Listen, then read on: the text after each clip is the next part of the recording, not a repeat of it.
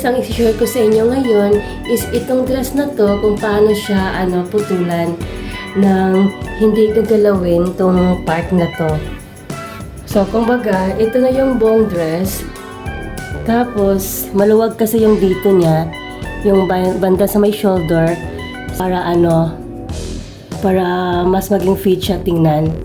Tapos, since para maiwasan na na magbawas dito sa baba, ito kasi meron kasi siyang slit.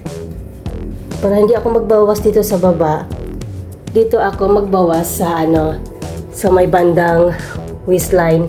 So dito ako magbawas para hindi ko na itatouch yung yung pinakababa ng ng dress, para hindi halata. So, ito ngayon nyo guys kung anong diskarte kong gawin ko dito para same pa rin siya at saka fit na rin siya tingnan. Ayun na guys yung dress, binaliktad ko na yan. Tapos, ayan yung zipper. Tapos, ito naman yung niya, slit niya. Para di ko ma-touch tong slit na to, hindi na ako dito mag-touch sa sa bandang baba. Hindi na ako dito maggupit para magbawas ng ng haba. So ang gagawin ko niyan, dito na lang ako sa may waistline magbawas. At saka ito ding sa may shoulder length, sa may shoulder niya, medyo kasi ng konti. So dito magbawasin ako dito. So gamitan ko siya ng tailor's chalk para yung mark, para hindi siya mahirap tahiin. At saka may palatandaan ako kung saan ako magtatahi. So, 4.7 inches yung ibabawas ko. So, from here, 4.7. So, 4.7. Ayun na guys, ito na yung ko. 4.7. Ayun, ito na yung palatandaan ko na ito yung ibabawas ko.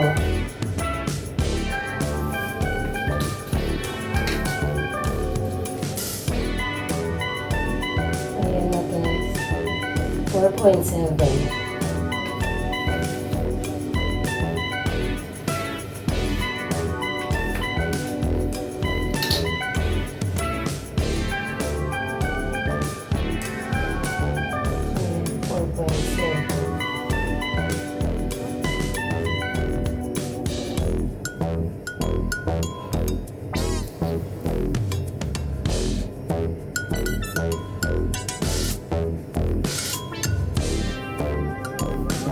Ayan na guys.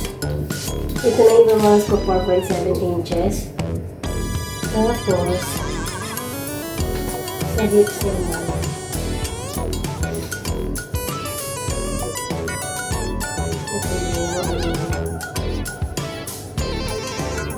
Ito kasi masyado siyang malapa dito. So, magbawas ko na ako dito ng i-straight ko lang yan.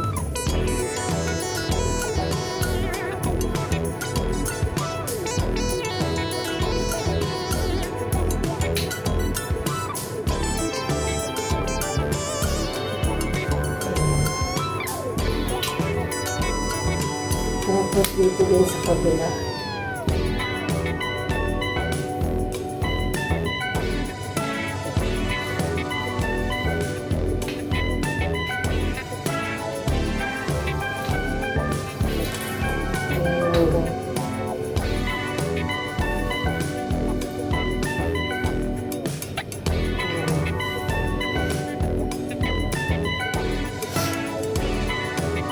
Ayan na guys, yung mark na yan guys, yan yung puputulin ko. 2 inches. Ay, mga 1.5. Ayan. Ito na yung pinatandaan ko, ito na ibabawas ko. Pati din dun sa kabila. Ganun din. Ayan guys. Ito sa my shoulder. Ayan na guys. Yung marka na to, ito yung ikakat ko. Pagkatapos na pagdugtungin ko siya ulit. Ayan din sa kabila, parehas para pantay.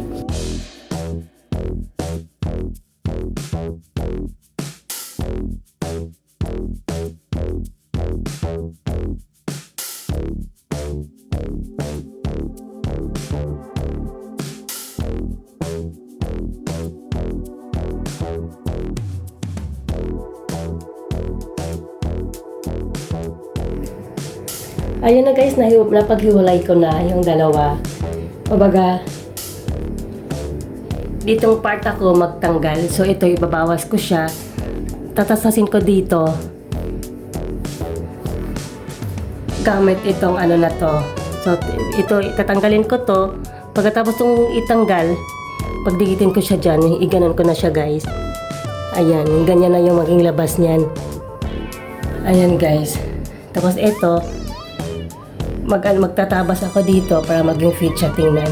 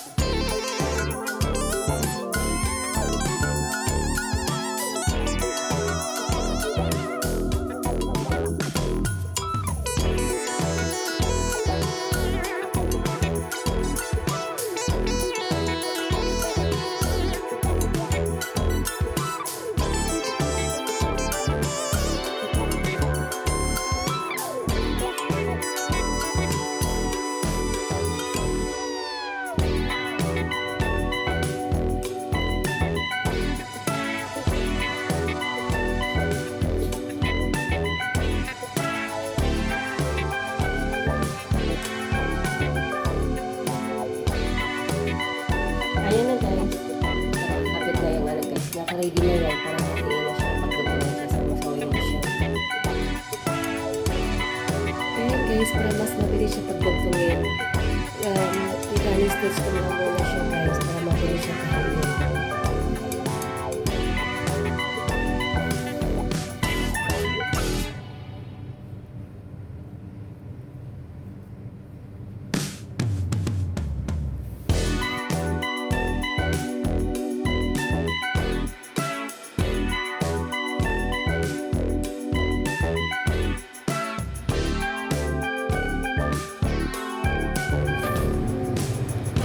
Ayan na guys, yung ano naman.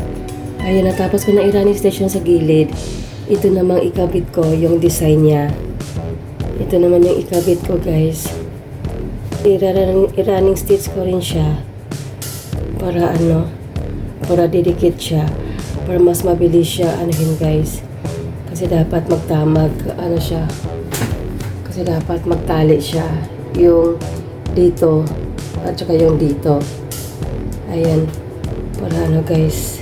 Ikakabit ko na siya. Tapos ko nang tahiin yung gilid. Ikakabit ko naman yung ano niya. Yung style niya. Itong ano nun. Dapat magkatapat tong ito. At saka yung dito niya. Dapat magkatapat sila para hindi naman tabingi tingnan.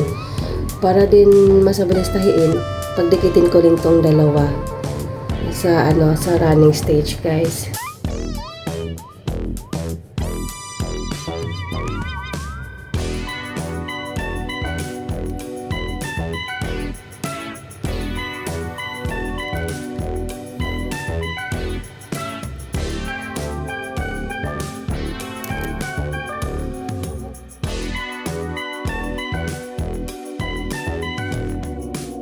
Mag-ano ako ng running stage guys. Ikabit ko tong itong ruffles dito sa parang lower part. And then dapat itong magkatapat siya guys. Para yan. Kaya nanuhan ko siya ng running stage para hindi siya mahirap tahiin pag machine na ang gagamitin.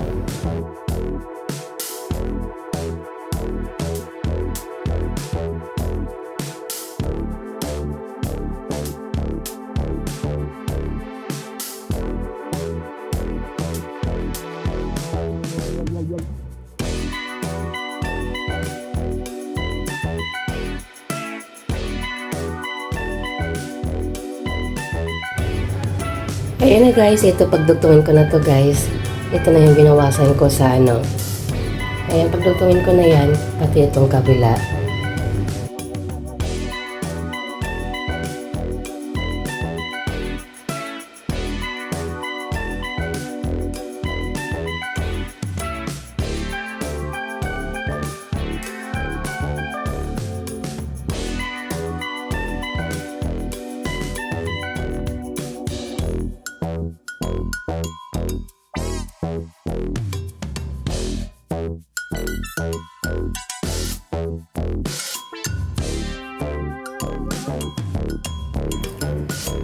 Ayan na guys, yung sa likod.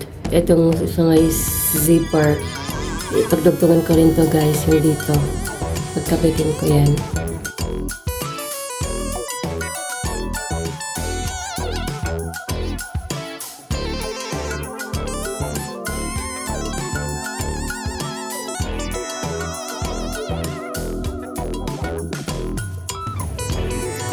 Ayan na guys, nakabit ko na to guys. Ito, tatahiin ko na siya for final stage.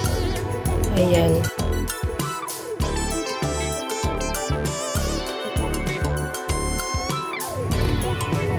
Ito namang sa guys, ito naman yung sa guys, sa shoulder. Ayan, yung armhole niya. I-ano ko rin siya, i-final stage ko na yan guys.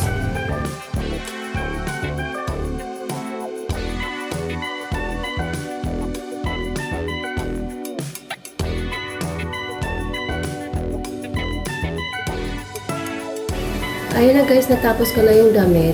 Hindi pa professional yung sinishare ko sa inyo, hindi ko pang expert. Pero at least, makakatulong sa inyo para paano nyo diskartehan yung pag-repair ng damit nyo.